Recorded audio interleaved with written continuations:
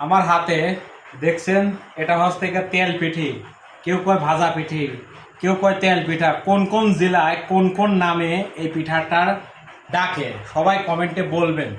তো দেখেন কি কালারটা, আসলে কালারটা অনেক সুন্দর একটা কালার।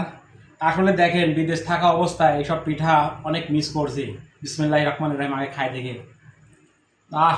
কি স্বাদ যে ভাই, মধু মধু, অসাধারণ। আসলে আমরা যারা প্রবাসী বিদেশ থাকেছি, আসলে বিদেশে এরকম দেশীয় খাবার অনেক মিস করি আমরা। সত্য কথা, আসলে প্রবাসী ভাইরা যারা অনেক কিছু থেকে বঞ্চিত, ফ্যামিলির থেকে বঞ্চিত, খাওয়া দাওয়া চলাফেরা সব থেকে বঞ্চিত, সত্য কথা।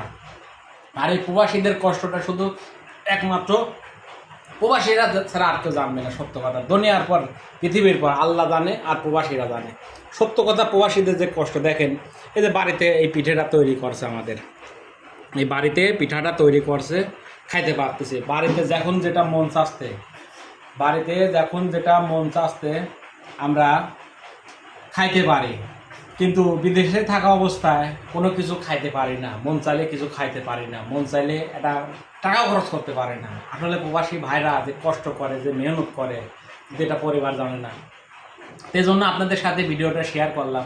এই যে পিঠাটা বানাইছে, দীর্ঘ 4 বছর পরে পিঠাটা খাসতে, ঠিক আছে, 4 বছর পরে তেলের পিঠাটা খাসতে।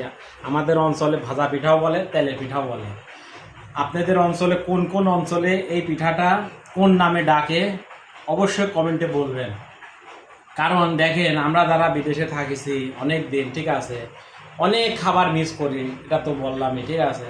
সেজন্য আসলে প্রবাস লাইফটা অনেক কষ্টের লাইফ, আসলে বলে বোঝানো যাবে না, ঠিক আছে, যে প্রবাসীদের যে কষ্টটা কত, এটা বলে বোঝাতে পারবো না, তামান রাত বলে বোঝাতে পারবো না।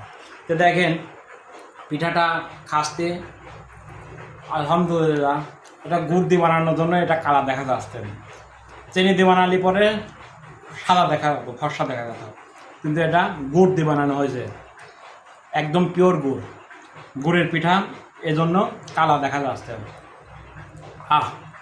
পরানটা জুড়ে যাচ্ছে।